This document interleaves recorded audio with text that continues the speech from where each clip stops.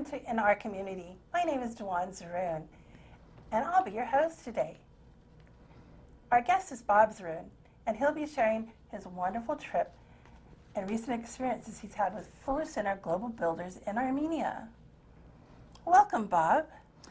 It's a pleasure to be here, Duon. Thank you for inviting me today.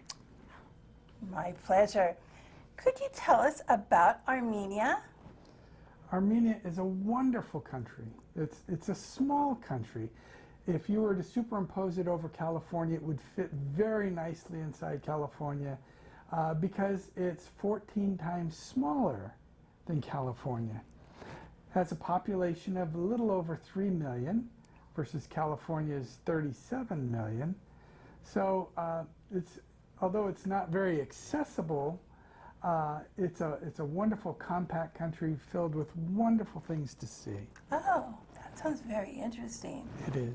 I did hear once it was the first Christian country in the world. It was. Oh. Christianity was established in 301 AD, and they decided that Christianity would be a better religion than paganism. Because they had originally been a pagan country. And in fact, you can still go to a pagan temple in Armenia. There's still one there in Garni. Wow, that sounds fascinating. Hmm? Now, I understand that this year you visited an undeclared or a UN unrecognized country. Can you tell us more about that? Right. We were in the area of Artsakh, which is owned currently by Azerbaijan. It is if you look on Google Maps, Artsakh is not listed because, as you said, it's an undeclared country. Oh. They're waiting for the UN to recognize it, and although it's 96% Armenian, it is owned by the Azerbaijans. The country would like to be recognized and like to be part of Armenia, but until they are recognized by the UN, they can't be. It's a wonderful country to visit, and we had a great time while we were there. That sounds absolutely interesting. Yeah. That sounds like a very wondrous place to visit. Armenia sounds beautiful, too. Can you tell me more about the Fuller Center Global Builders and about the mission they have in Armenia? Sure. Fuller Center was started by Millard Fuller, and he had helped start Habitat for Humanity. And when he had done that, Habitat was more domestic. He eventually decided that we needed to have something more international, more global. So he went and started the Fuller Center, which reaches 127 countries. Wow. And they build houses, they give zero interest loans to homeowners, and then they send in teams to help work on the houses. Fascinating. So they're all over the world. Well, in 127 countries. And where are they based? They're based in Augusta, Georgia. Well, is that Americus, Georgia? Americus, Georgia. And such a small place for such a big, interesting nonprofit. It is. It is. I see you brought a shirt today. You want to show us your shirt? I did. This is a shirt that volunteers can get, and as you can see, it says Fuller Center for Housing, and this one is for Armenia. On the back, I can't read Armenian, but it is translated down below. And this is, once again, a shirt that they hand out to the workers, and we use these as advertising and conversation starters. They work very well. So when you're walking through the streets of Armenia, people can ask what you're doing there. Oh, not just Armenia. I get people asking even here in the United States. That's a great idea. What's a typical trip with Fuller Center in Armenia like? I mean, is it hard work? Could I do it? I mean, can you explain what the work is like? Absolutely. The trips are typically 2 weeks long, and you pay for the trip. you're also asked to bring a few tools, nothing major. And you go to Armenia, and then they have different places that the team leader has made a decision where they want to work. And we go in and have work days. We usually use a team. I've seen them as small as 5 and as big as 15. And the team goes in. You don't need any previous construction skills or contracting skills. You just need to be able to hand a bucket from one place to the other. We use a lot of cement bucket lines. We do sanding. We do painting. Things that are that just about anybody of any age can do. We've had young people as young as 15 and as old as 82. 82? Yes, we have a gentleman now that works harder than anybody else, and he's 82 years old. Oh, wow. Now, so anybody could do this, and they have work for any skill level, and it's just if I could pass a bucket or help in the kitchen or paint a room. That's pretty much it. We like to say that, you know, you can, if you're a body, you can help. And the thing is, for these people, if you have 15 people come in, you do 15 times the work that these people are doing by themselves. The last house we were at, the gentleman did all by himself, and so he really appreciated the fact that we came in and poured all the floors. Poured with cement? We put in rock, then we poured in dirt, and on top of that we put in cement. So we covered those floors 3 times. That's a lot of buckets. It is a lot of buckets. But many hands, I've heard, make light work. That's very true. Now, do they pick you up at the airport and put you up in a hotel and feed you? The price that you pay does not include your airfare. You need to find your own airfare. But it does include all your meals and your hotel stay.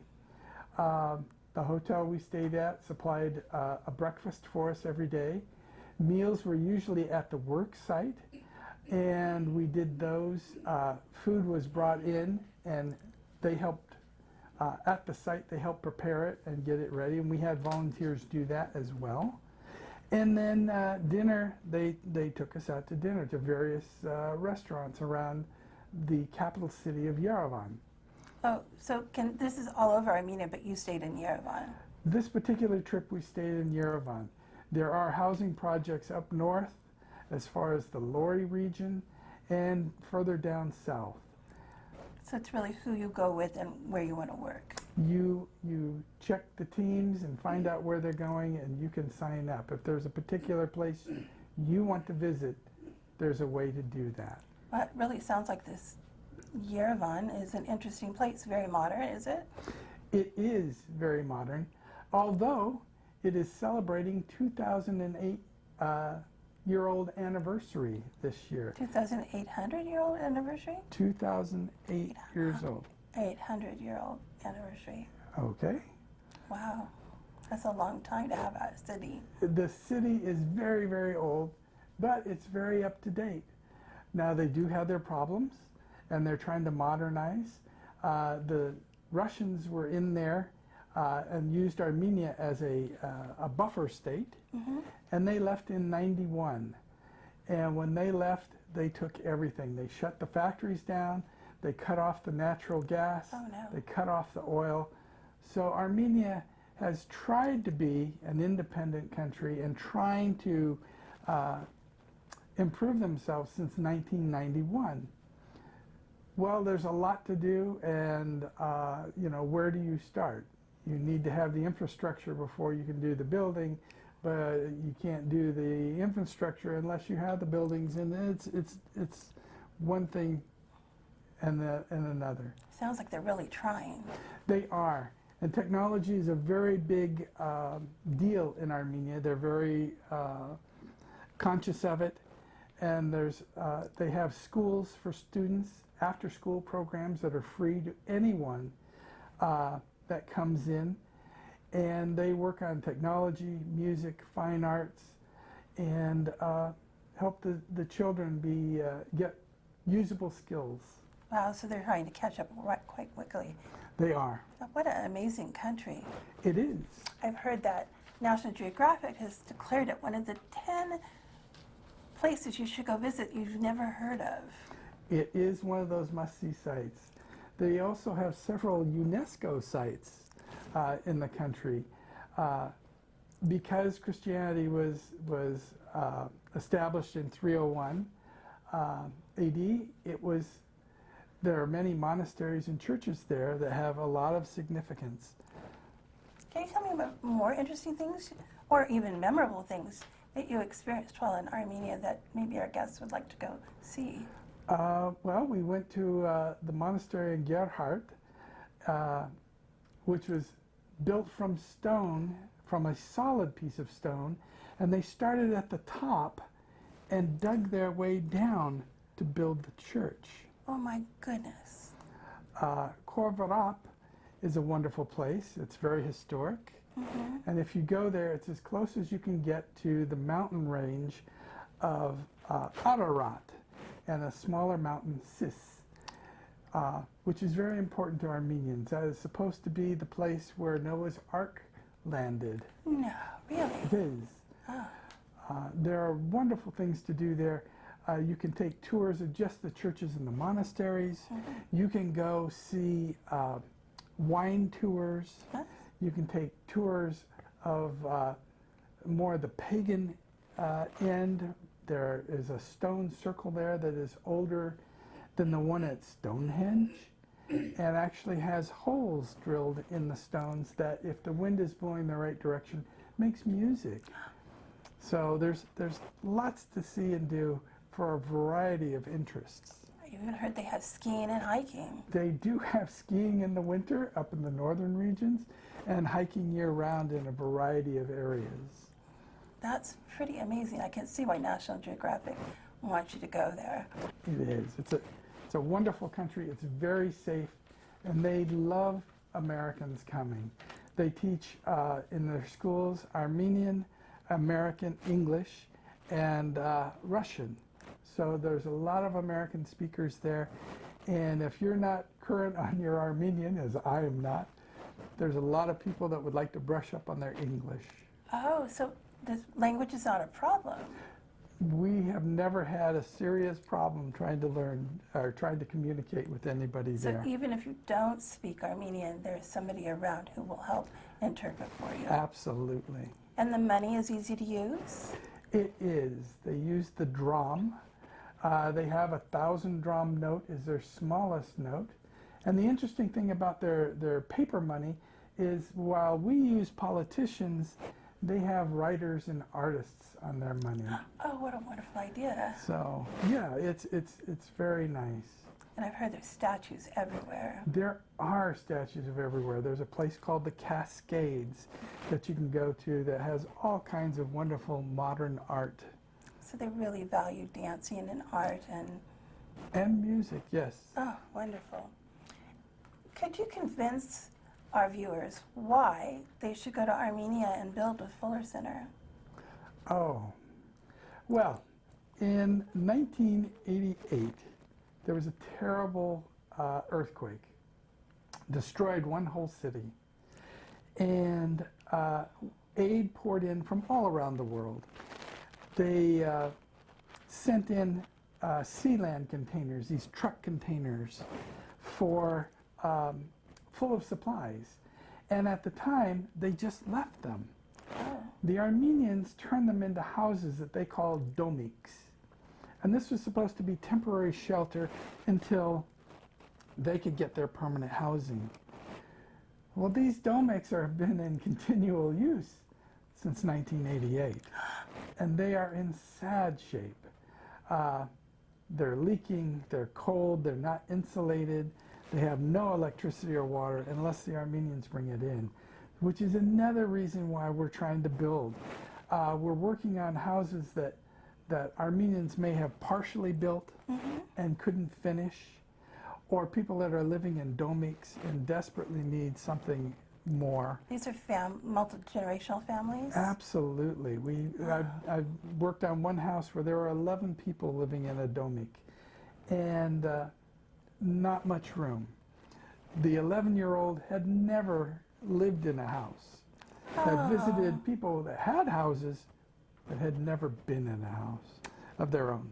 But now she has one. She has. How wondrous. I bet she was so much fun to talk to. She was. She's a wonderful little girl. Oh, wow, that's amazing. What draws you to Armenia? Why do you go back? I think, I don't know if you've mentioned, you've been 3 or 4 times, haven't you? I have been 4 times. My 2 sisters and I went in 2015. Mm-hmm. It was the 100th anniversary of the Armenian genocide that started in 1915. This is where the Turks decided they were going to try to eliminate the Armenians. And in the 100th year, my 2 sisters and I decided we were going to come and do something to kind of give back. I'm half Armenian, and I felt a connection there. We went, we helped build, and it was a good feeling. And so I've gone back every year since when I could. I missed 1 year because I had cancer, but I'm much better now, and so I went back this year. And actually this year I took one of my sisters back again, and we went and helped build another house. And it's a wonderful feeling. These people sit there and work alongside you. They don't just stand there and watch you do the work.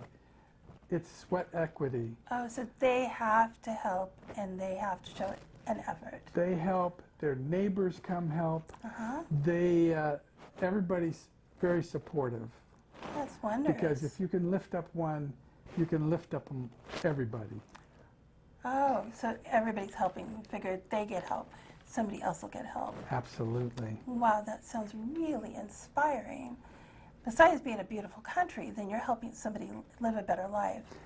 We are. I bet you come back feeling very spoiled. I do. My daughter has been. She actually went before I did. Oh. And one of the things that she had said when she came back was, I didn't realize what poor was. Mm. Yes, we have a problem with homeless in our communities. Yes, there's a lot of destitution here. But when you go to a place like Armenia and you find out what homelessness is and want and need is, it gives you a different feeling about it. How has it changed your idea of travel? Well, I used to like to go traveling just for recreation. Mm-hmm.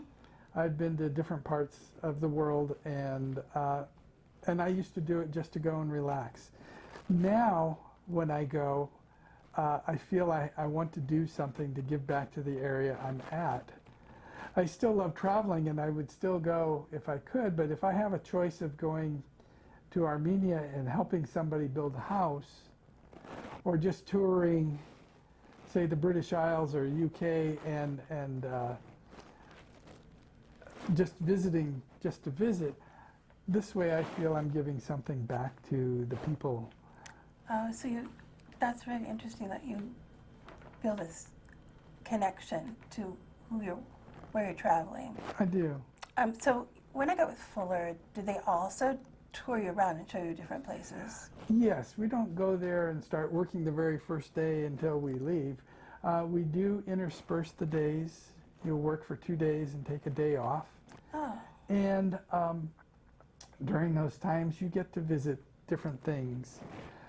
We got to visit the statue of Mother Armenia, which is at Victory Park. Yeah. And we visited Korvarap, that I mentioned earlier, different monasteries. Wow, that sounds really interesting. So they don't work you to death. You work a little bit, you play a little bit, you work a little bit. Absolutely. And I did hear the hotel has a pool. It did, and a workout How room. relaxing that was.